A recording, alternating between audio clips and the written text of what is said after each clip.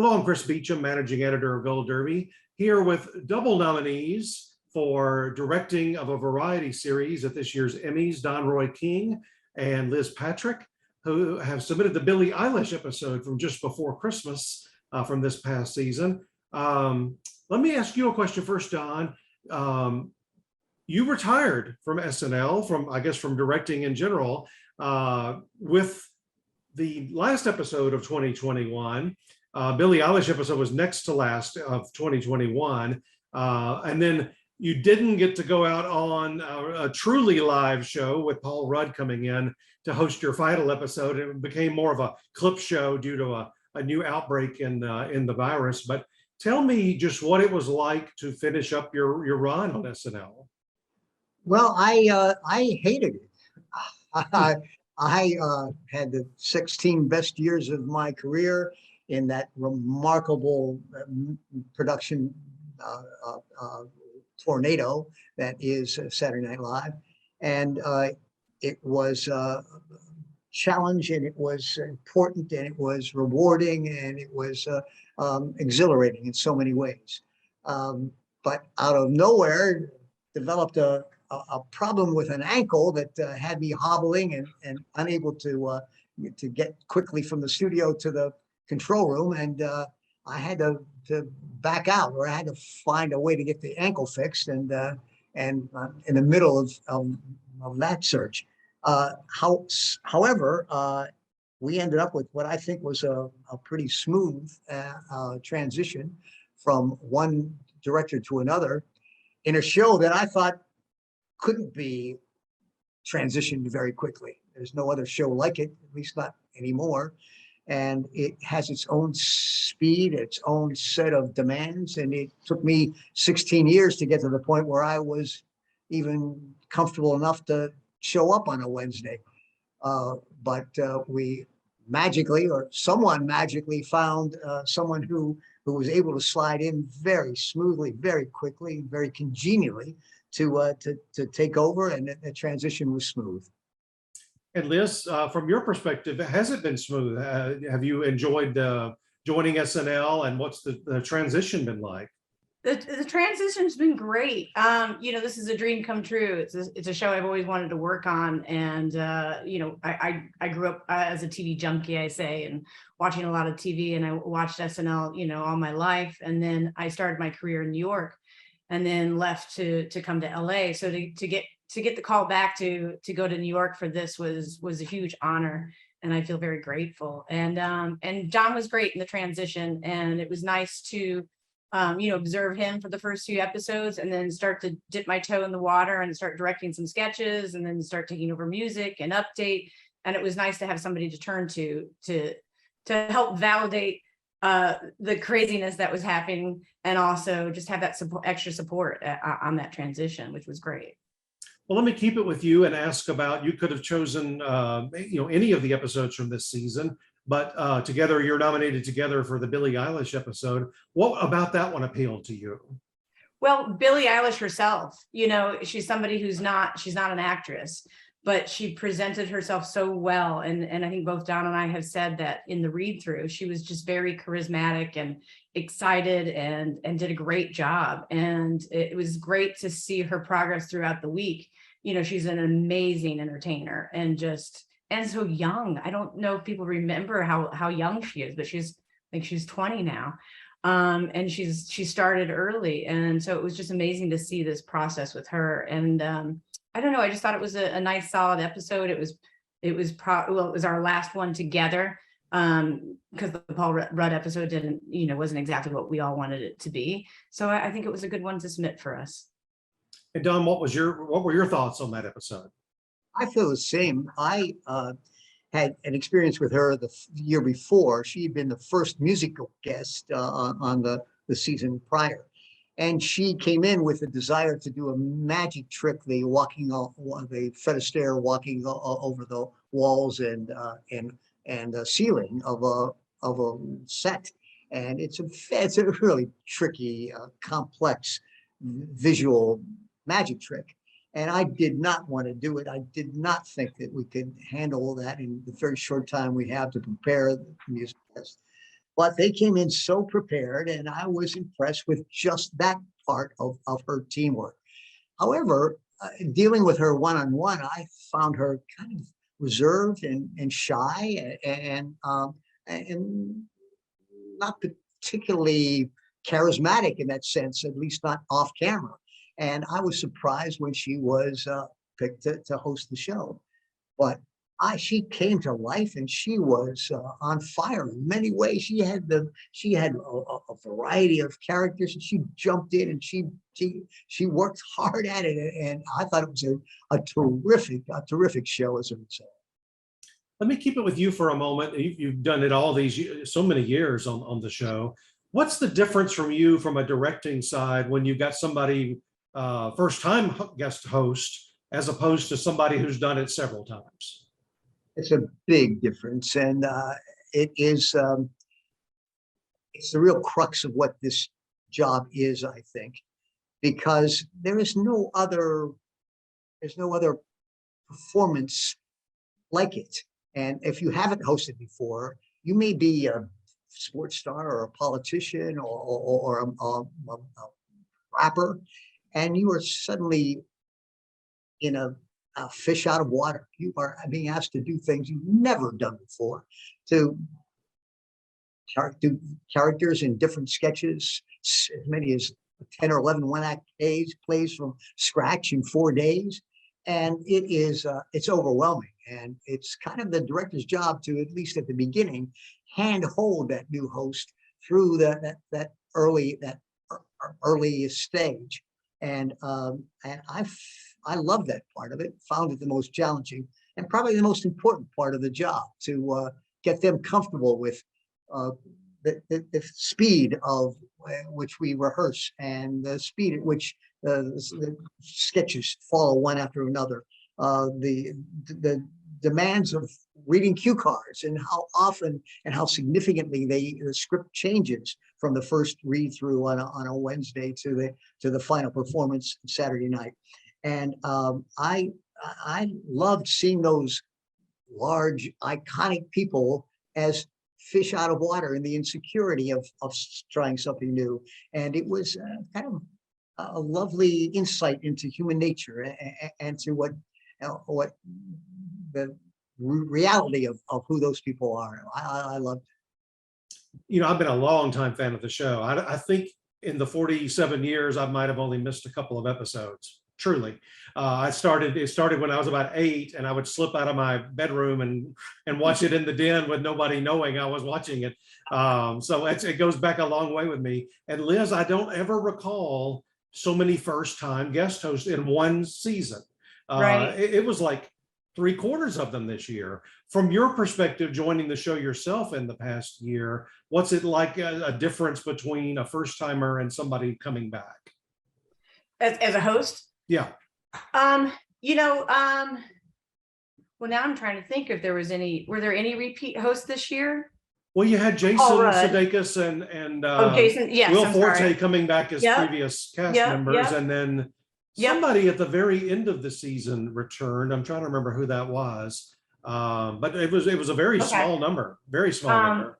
The really cool thing about having Jason Sudeikis and Will Forte is they were immersed in the show, and we're writers and we're cast members, and so they know what it takes to put on a show like this. So coming in as the first year, my first year there directing, it was nice that we had an understanding that they knew how much pressure was under myself and just taking this on. So they were very comforting and very helpful along the way. And a lot of these the first time hosts, I enjoyed it.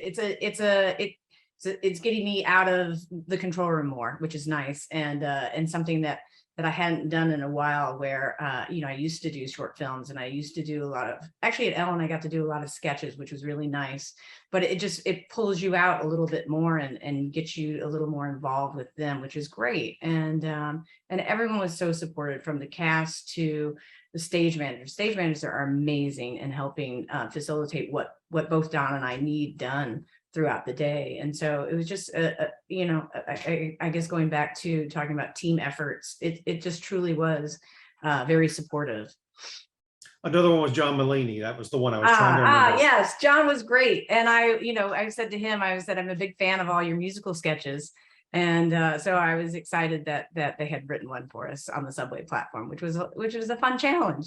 I think that was my favorite episode of this season. I just thought you can't hope for, everything working in a given episode. You got 90 minutes, so many sketches, weekend update, monologue, musical performance. I just thought the John Mulaney one was close to perfect. Right. Well, thank you. Don, the end of the season, you weren't there. You retired in December, but Kate McKinnon leaves, Eddie Bryant leaves, Pete Davidson leaves, Kyle Mooney leaves. None of them are going into retirement like you are, but when over the years, when you've had the cast members to leave and you knew they were leaving, say at the May finale, what's that been like for you as the director? Most often I would say, oh man, what a big hole this is going to be, and what a struggle we're going to have next year to fill a hole where these people have developed repeating characters and who just know how to do it. We're going to be starting from scratch in so many ways, and there'll be a big empty hole. But inevitably, Lauren would find new people who would slide in and fill those gaps. There would be others on the current cast who would rise to the occasion, and inevitably, the following year would be a relief, because we find that the show still holds up, and I got to the point where it's okay.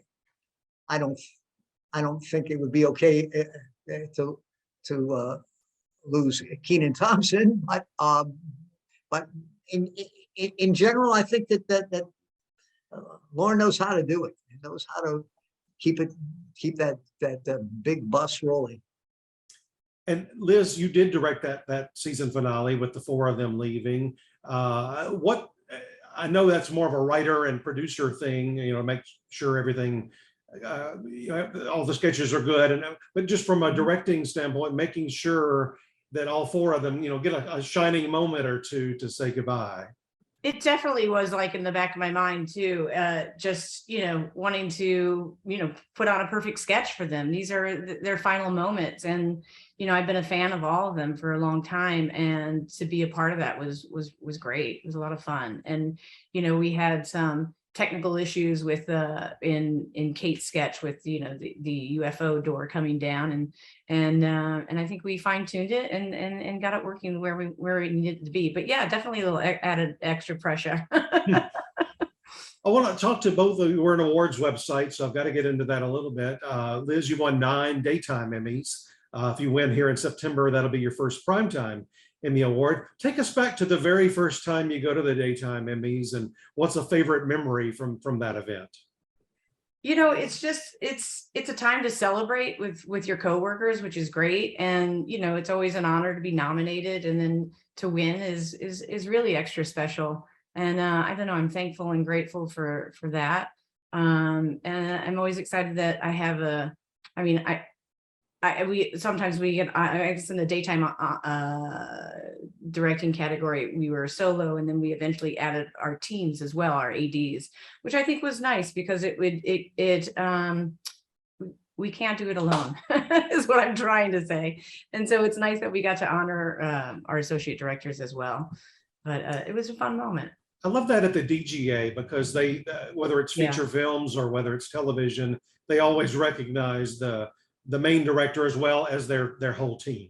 Right. Don, you've won several times there at the DGA. You've got 11 primetime wins among your 16 nominations. Take us back to one of your earliest Emmy memories.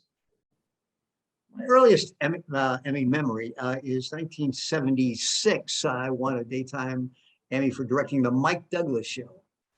And I was over my head directing that show. I was in my 20s, and it was a big time show, and it was fun to watch for lots of reasons. But I was suddenly given this gold statue, and I thought, oh my God, I think God invented television just so I could show off. And I became a jerk overnight. the very next day, a producer would say, I want to stage the fashion show this way, bring the models in from this side. I say, oh, wait, do you have an Emmy? Because I have an Emmy. I think we'll do it my way. And I was a jerk. But the very following year, I was asked to be on the blue ribbon panels that picks the Emmy winner for a directing category. And it's different now, but at that time you'd go and spend an entire weekend sitting in a hotel room or in an office and just watching show after show. And after about the third and fourth show, I thought, oh my God, please just show me something that'll keep me awake. And I stopped really judging the quality of the directing. I just said, well, oh, this is a good show. I'm gonna check that one off.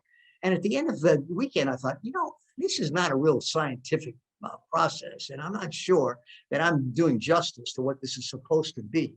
And I thought, now, wait, what was that show that I directed? Well, that got me that statue. And I remembered it was a show where Mike had convinced Gene Kelly and Fred Astaire to come on the same show and talk about old time Hollywood. And it was fascinating to watch those two guys talk about, for the first time ever, talking public about what old Hollywood was like. However, it could have been directed by a relatively bright parrot because he just makes sure that the right guy is talking is on camera. And I thought, oh, that's what happened. People sat in that room and said, oh, this is a great show. Look, Fred Astaire and Gene Kelly, and these are great stories. I'm giving the statue to this guy. So as a result, I learned pretty early on that statue and those awards are lovely to get, and I'm certainly not going to give them back. But I also know that it's just not a real pure sign that my work is any better than anybody else's. I just happen to be in the right seat at the right time, and that certainly goes for the statues I've gotten for Saturday Night Live. One final question. I know we need to wrap up. Liz, I'll go to you first. Since you're really embarking on your SNL career, which hasn't had SNL, being on 47 years, hasn't had that many directors. I mean, Don, were you the third full-time director? Yes. Wow. So Liz, you're going to be the Third fourth? or fourth? Were you fourth? The fourth. It was 1 2-year period where it was. Okay. Right. Lauren was gone for a little while. Liz, is there a dream guest host that's never done it before that you would just love to see on the call sheet? I have a few actually. I started thinking about this the other day, and I'm a fan of Sarah Paulson, and I think she's so talented, and we see her in so many dramatic roles. And I think it would be really cool to see her. We've asked her that question in an interview before. Oh, did you? I don't think Lauren would have any trouble convincing her to do it. She's ready and she's ready and raring to go. That's a great choice. Anybody, Sure. who are some others? I'm also a fan of Alana Glazer and Abby Jacobson from Broad City, and I think they were so talented with their show and bringing that to life and making New York such a character in that show, which was just amazing. But their comedy skills, I think, we would benefit from something like that. That would be great. And then I also think of somebody like Phoebe Robinson, who just started, I think her show just launched on Hulu, Everything's Trash. I think she could be an interesting choice as a host. I did a photo gallery a few months ago, just people that would surprise you that have never hosted even in 5 decades. And it was people like Meryl Streep, Tom Cruise, Harrison Ford, Denzel Washington. There were a bunch that people would think at some point in their career had done it and had not. Don, in all the years you were directing, who was somebody when they announced to you, this person is going to host, that you just went, wow, that's going to be so much fun? I know you were particularly thrilled that Eddie Murphy came back on your watch. It was. That was a thrill on several levels. He did come back to do the 40th anniversary show, and he was reluctant to do much, and I was surprised by that. And we wrote some stuff for him that he just rejected, and he did nothing more than come out and say, "It's great to be home. It was a great place to start. Thanks," and walked off. So I thought he'd be a little reluctant when he came back to host, but not at all. He jumped in and tore the place up. He won an Emmy for that, and you won an Emmy for that. Correct. And once again, it was, I didn't have much to do with it, but That was another Gene Kelly, Fred Astaire moment for you. no doubt about it. Yeah. Well, listen, thank you both so much. We'll be over at the Creative Arts ceremony where I know I'm hoping both of you will be able to join that. I don't know why they put it on a Labor Day weekend, but that's when we're going to get together. So it's just a real pleasure to talk to both of you, and congratulations on all the success. Thank you, Thank you, Chris. Chris. Yeah.